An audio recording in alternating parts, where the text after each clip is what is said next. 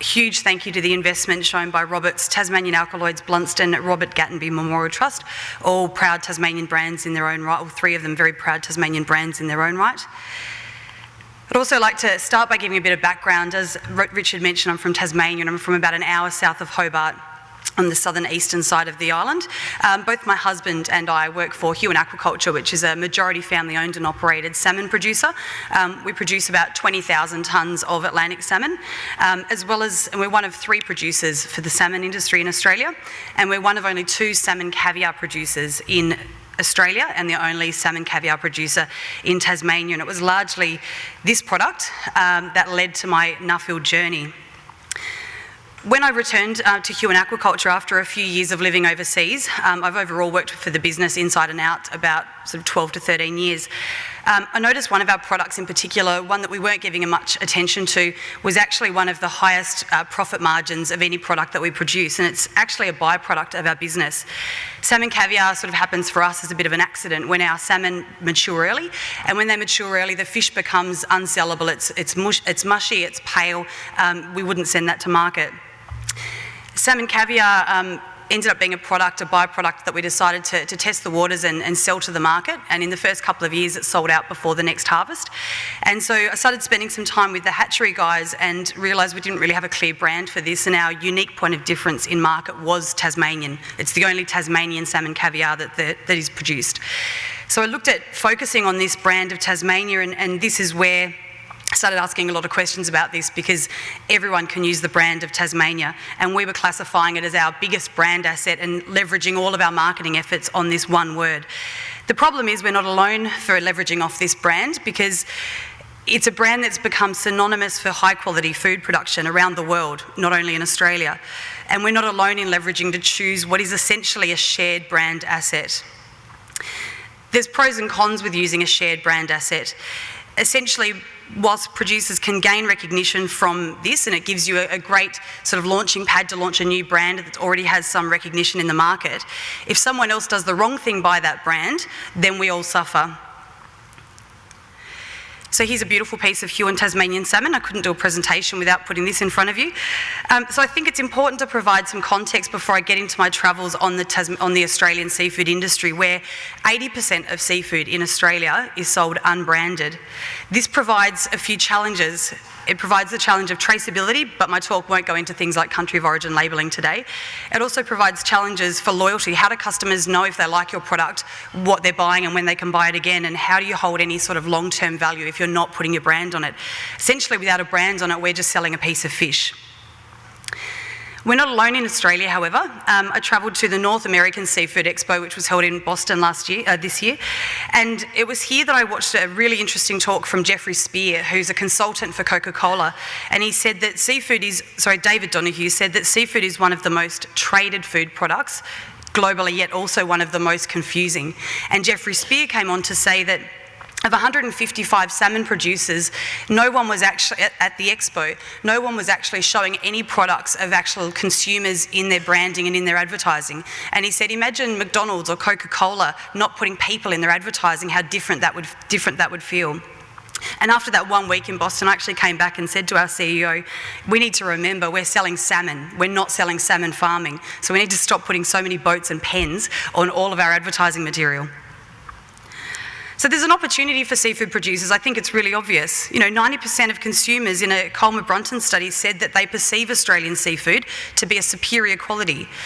71% of consumers rate knowing how their food was produced as extremely important. So there's a huge opportunity, but the problem is we're not telling them. So the objectives of my study around the world were to look at provenance brands and look at whether those provenance brands were actually providing a platform for a price premium. As Richard meant to, I travelled to some pretty incredible countries around the world, some of them quite conveniently so, such as Italy, France, Hawaii, Ireland and the UK. And I also looked at some of the challenges faced by some of those companies when they were looking to leverage from provenance as a brand asset. The other interesting thing for me, coming from Tasmania, where our brand asset Tasmania is not protected, was to look at other protection frameworks that might be able to help producers in their provenance story. So I went to the Mecca of Provenance and one of the best known regions or countries in the world for quality food, Italy, where the theme, I guess, was the fact that it is more than just place. Although any producer in Italy, if they put the word Italy on food, you kind of assume that it's going to be pretty good. My first week in Italy was spent in the northern region of Piedmont, where I spent time with the headquarters of the slow food movement, as well as the University of Gastronomic Sciences, which both provided a great introduction to the Italian appreciation of farming, food production, cooking, and of course eating and enjoyment. It was also here that I first really got an understanding of the Italian way of life, because the farming story to them is only important if it's impacting on the overall quality of the product. That's the only time they'll bother telling their farming story, which I thought was fair. Some of the key highlights of Italy: I spent 2 days with the University of Gastronomic Sciences in the small town of Bra, up in the northern Piedmont region of Italy, and that was absolutely incredible. They give students, who a lot of them are mature age students that come from all around the world, a 360-degree look at food production, food processing, quality assurance frameworks, protection frameworks, cooking, eating, journalism. It's the full gamut of anything to do with food, which is really interesting. I also went down to Florence, and anyone who's had the privilege of going to Italy, and this is exactly to Richard's point, it was an incredible journey around the food of Italy at this one venue in Florence. Their producers have a direct consumer engagement opportunity to tell them where they do, what they do, why they do what they do, and how that's going to impact upon the taste and the flavour of food. And that was something that was overarching in Italy. It all comes back to the taste and the flavour of food, otherwise it's just farm food. The other thing that was interesting, I thought, was in all the small regional towns were the real food trucks. These were food trucks selling poultry, seafood, fresh fruit and veg, cheese, and they would come into a village once a week, and generally speaking, that's the only place where villagers would be able to buy their fresh produce. So they were buying only what's in season, only what was grown locally in most cases, but also had a great understanding about their overall produce and how to use it, how to store it, all of that sort of thing. Then I went to Hawaii. This was actually a response to a Nuffield invitation to speak at the NASDA conference, which was an excellent opportunity, but it also gave me a chance to visit a really interesting part of the world that shares a similar island state status to that of Tasmania, although I think Hawaii is probably not forgotten on the map of America as much as Tasmania. And it was here I first was introduced to a concept called Provenance Paradox. If we look at Italy as an example of the halo theory of provenance, where we assume that anything Italian is going to be good food and wine because the brand Italy is so synonymous with quality, then Hawaii provided almost the opposite of that, because as we know, Hawaii is essentially, well, Provenance Paradox, I'll backtrack a little bit here. It refers to the problem producers face when there's either a negative sentiment associated with your place. So to give an example, a farmer trying to sell branded farm food from Syria at the moment. Or your place is well known for something entirely unrelated to your industry, such as Hawaii, who we all know Hawaii to be famous for this: sun, surf, tourism. Not so famous for this: food production. And this was interesting to me in terms of looking at how Tom Greenwell from Greenwell Coffee Farm in Kona Island had gone about addressing this in terms of creating his own brand story. And for them it was an opportunity with their green coffee beans to look at organic coffee production and enter the niche area of what is one of the biggest global commodity industries in the world. If you look there, the Hawaiian coffee production globally only makes up 0.2%, so they're never going to be able to compete on scale. But the organic coffee, that provides them an opportunity to gain a price premium. But what was also interesting was that Tom Greenwell and the business were actually one of the first agri-tourism businesses in Hawaii. So they didn't choose to try and distance themselves from the reputation for tourism that Hawaii holds so well, instead choosing to engage in that and open their doors to visitors, which also enabled them to tell a unique production quality story about their microclimate in Kona and how that impacts and provides a really unique flavour profile to their coffee. The other interesting thing Tom Greenwell told me was that because of scale issues, they promote their coffee as being the kind of coffee that they encourage people to eat for special occasions, or once a week, like red wine, or in my case, every night. Ireland, again, similar geography to Tasmania, and I spent a couple of weeks here. I spent the week predominantly with salmon producers as well as smokehouses, and it was here I first realised an interesting difference. Despite our industry in Tasmania being almost triple the size of theirs in Ireland, there were visitors centres everywhere. I think I probably drove 50 kilometres was the most without seeing a smoked salmon visitor centre, and in Tasmania we have none. I met with the Irish Seafood Fisheries Board in Dublin, where he first told me about a specific trial that they did in the mid-2000s to try and look at some niche areas that the salmon production industry in Ireland could enter into in terms of trying to increase their price on shelf. One of the trials that they did was so successful that it was only 2 years later the rest of the industry pretty much followed. And what that was entering into organic production. The Irish salmon industry only produces 15,000 tonnes a year, and to put that into context, the Norwegian industry produces over 1 million tonnes per year. When I was there this year, 97% of the industry is organic, and I was told that by 2018 the entire Irish industry would be organic. They send about 75% of their total production to the US, which is their biggest market. And it was Marnie Coughlin from the US Organic Trade Association that told me the US actually imports 2/3 of its organic food demand. And in most categories, including salmon, it's actually still not able to fulfil that demand, which is quite interesting. Whilst in Dublin, I conveniently went to the Guinness storehouse. And before anyone says, how convenient, I'm not even a beer drinker. But their consumer engagement story and their production story and the overall visitor centre experience was so fantastic that even at the end of the day, me, a non-beer drinker, all I wanted to do was drink a Guinness. So it's really effective marketing. The tour itself is an incredible journey through their history and heritage to their product and unique differences that impact importantly on their quality, right through to their consumer communications used over the years. And I think some of us forget sometimes that Guinness itself isn't a product category, it's just a brand. But it's been so successful in its marketing efforts that, when people talk about having a Guinness, they talk about it like it's its own product category, similar to that of champagne. So I mentioned that I wanted to look into promoting as well as protecting provenance. Origin Green here, I first learned about them from a 2015 Nuffield Scholar from Ireland. Origin Green is a sustainability promotion industry organisation for Ireland that aims to promote sustainability globally on behalf of the dairy industry, seafood and horticulture. But the important thing with Origin Green is that it's all underpinned, and where it draws its credibility from is Bord Bia, which you can sort of see at the bottom of the screen there. Bord Bia, loosely in Gaelic, or exactly in Gaelic, translates to Food Board.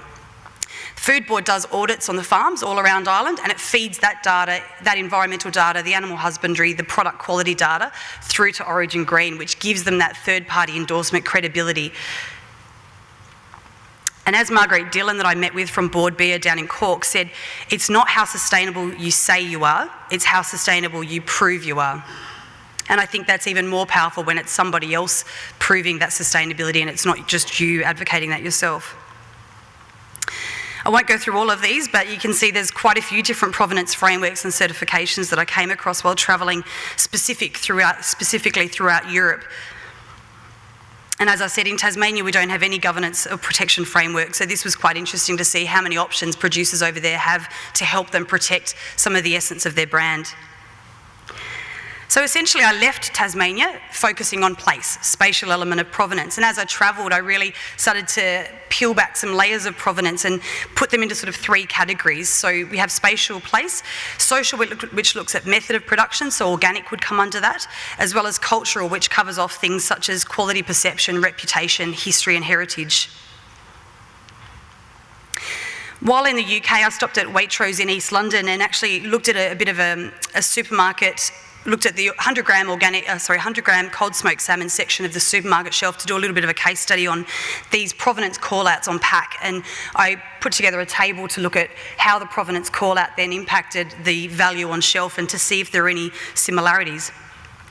Cultural rated really high when used with place. So Foreman and Son there, they rate themselves as being the oldest purveyors of smoked salmon in the UK. And Glenarm, who I met with in Northern Ireland, they were on shelf. They're one of the leading organic producers. But then there was the Heston anomaly. It's not calling out place, history, heritage. It's not organic. Essentially, it's a Waitrose own brand. Yet it was about 20% higher on price, shelf price. And when I really sat back and thought about this, I thought, Heston, everyone knows the name, but surely that's not enough. But what I think it is the fact that Heston is a third party from Waitrose. It's not Waitrose saying that that's a good product, it's Heston who's a third party independent person saying it's a good product. So the consumer appetite, we need to eat food, we all know that. In the developed world, most of us can choose to eat food we like, but what I'm discovering more and more is that we're also choosing to eat food by people that we like. We want to know the producers, the farmers who grew our food.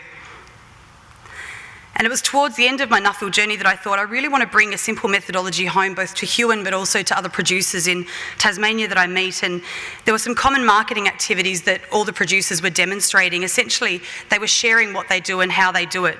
They were being transparent and honest, and in turn demonstrating a really deep level of authenticity to the consumer.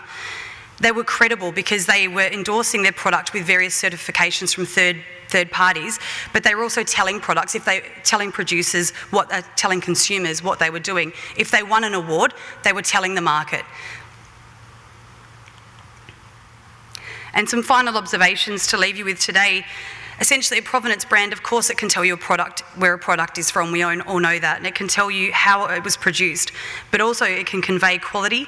Importantly, it can evoke an emotional connection with your consumer, help you build your reputation, and also grow and maintain market value. But I think that really, truly, protection of some kind is key and will help you build long-term credibility. Don't assume consumers know what you do and how you do it. We talk about the consumer as being stupid sometimes, but they're not stupid. We're just not giving them all of the information they need to be able to make smart decisions. So we need to tell them our story. We need to tell, share and show our story, because no one else will do it for us. So that brings me to the end of my presentation, and in closing, I'd just like to say a big thank you to the founder and friend and CEO of Huon Aquaculture, Peter Bender, who I'll be forever thankful for, that he believed in the value of Nuffield as a vehicle for me to do not just professional development, but also what has been extremely valuable, I believe, personal development.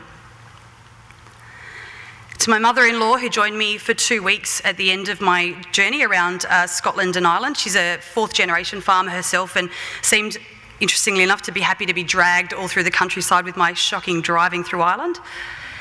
And of course, my husband Josh, who's been an amazing supporter, is who encouraged me to do this in the first place and has kept encouraging me for the last 2 years. I think as amazing as this has been, he's probably looking forward to the all-consuming Nuffield journey coming to a nice tidy end this week. But from what I hear, it's probably a lifetime journey now, but I think he's been quite happy to experience that with me as well. So thank you very much for your time.